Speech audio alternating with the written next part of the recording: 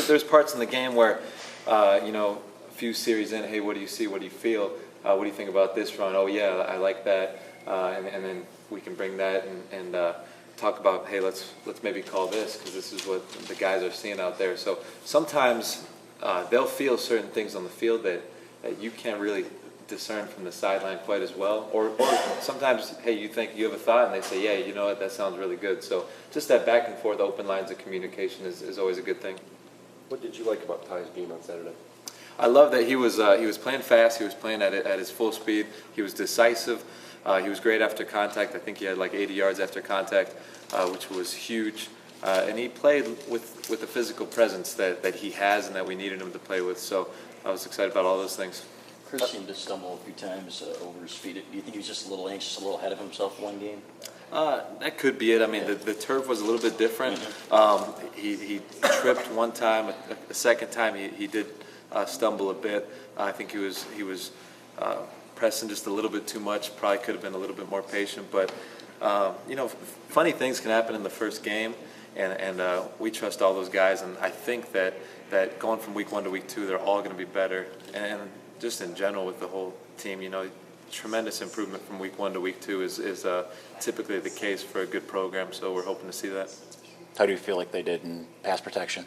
Great. We had one mishap that was unfortunate and hoping to rectify in the future. But Ty had a good pickup. Chris did a nice job. Kron had a few nice pickups. So it was good, but it wasn't great. In the pass protection world, we expect to be perfect, and the standard is really, really high. So we weren't perfect, and that was unfortunate. But we're hoping to get there this week, and we'll be challenged because Cincinnati likes to bring the heat, and they'll test the discipline of your eyes and your reads. So we're going to have to be at our best. What did Ty do to earn your trust on some of those off-schedule, longer runs? I'm not sure I understand the question. I guess, what was he doing that you were confident on, 3rd and long, he's the guy to give it to? Well, Ty, arguably might be our best protection guy. So in some of those situations, it makes sense for him to be in there anyway. There's certain runs that he had on those 3rd and 13s. There was 2 3rd and 13s that he runs particularly well. Kron also does.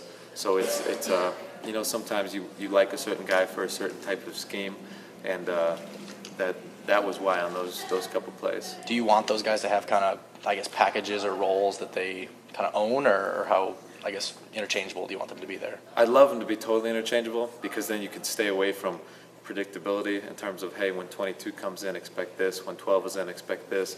That can be problematic as you go throughout a season. So interchangeable parts is really the goal.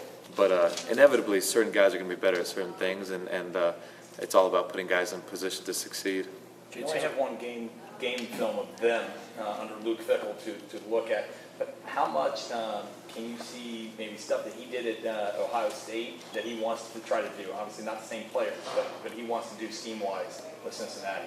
Yeah, you see a lot of carryover schematically and certain problems that they're trying to create for an offense. It's a lot of the same things, and so we'll draw from their game against Austin Peay as well as his kind of resume from Ohio State and put those together and then understand that there's going to be a new wrinkle or 2 or 3, and he has different players, it's a different team, and there's going to be something new, and trying to prepare for that and be able to adjust well to that is going to determine our success. Jay, you said you mentioned interchangeable with those 3, but how nice is it that none of them are really exactly the same? They're all a little bit. They all do something differently. Mm-hmm. So they're not the same back. How much of an advantage does that give you guys in terms of rotating it through? I think it's a great thing.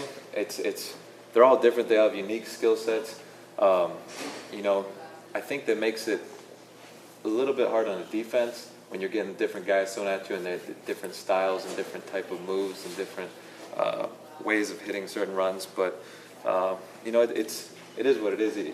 They're not the same, so you can't treat them all the same. But ideally, if they all have the same amount of competency, then they are interchangeable. They're just going to hit certain runs in their own way, if that makes sense. And last year, those guys talked a lot about how they didn't care who was getting what. Everybody wants carries, but at the same time, it was a competitive thing, but also one together. Have you seen that carry over in terms of the mindset approach? Yeah, they're certainly competitive. Every running back's going to want the ball.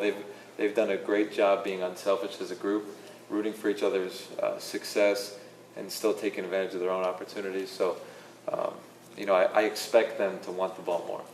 That's as a coach, you're just going to assume that everyone's going to have a healthy discontent with their role because they think that they're the guy. And if you're recruiting the right guys, that's going to be the case. So they've done a really good job balancing that kind of natural selfish instinct as a back, balancing that with, hey, I'm a team guy. This is a team within a team. And I want my brothers to succeed and do well as well. In many ways, who starts doesn't matter, I would assume.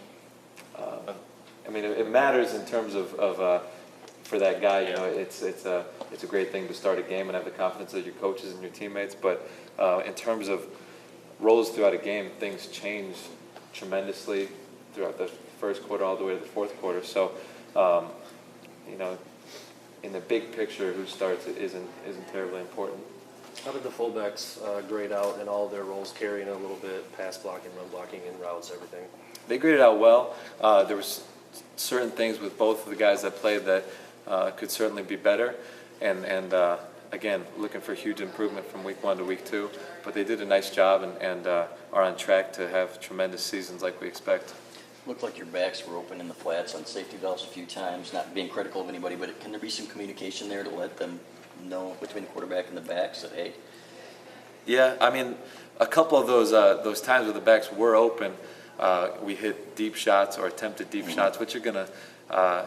You'd love to hit those, and you'll take the 50-yard play over a check down. But as we move forward and the quarterbacks continue to get comfortable in a game rhythm and feel how the protection side of things is unfolding, they'll find the backs more and more, and I think we'll continue to be there for them when the quarterbacks need us, and we'll probably get some more opportunities in the check down world in the future. Distribution of carries, is that going to be kind of determined on a week-to-week basis? Yeah, we'll see.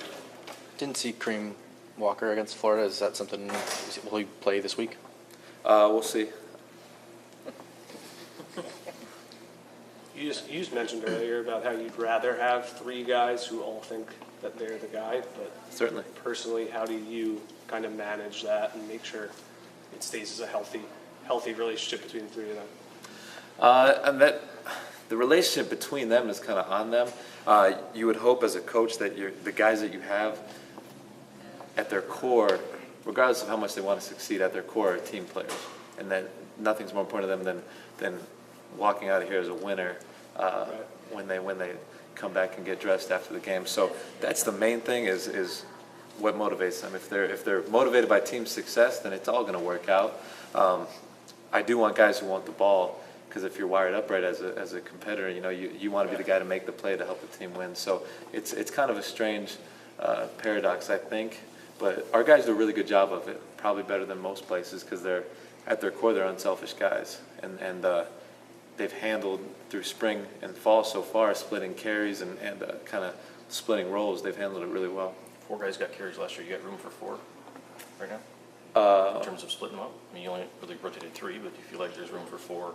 I think so. I think it's going to kind of depend on, in the course of a game, who's running well. If 2 guys are running really great, then maybe it's only 2. If they're not, then there's a 3rd, and then there's a 4th. And also maybe there's a 3-back rotation, and then there's a 4th guy who runs a particular run really well. Then you're going to get him an opportunity. Then maybe he hits it, and then if he's hot, he's feeling it, then keep him going. So it's much more fluid, I think, than maybe an outsider would imagine, in terms of it being, hey, 22, these are your runs, 12, these are your runs, 32, you have these. It's a little bit more fluid, and that's because we have confidence in all of them. That's where that stems from. We don't feel like there's any runs Karan can't go in and perform on. Same with Ty, same with Chris.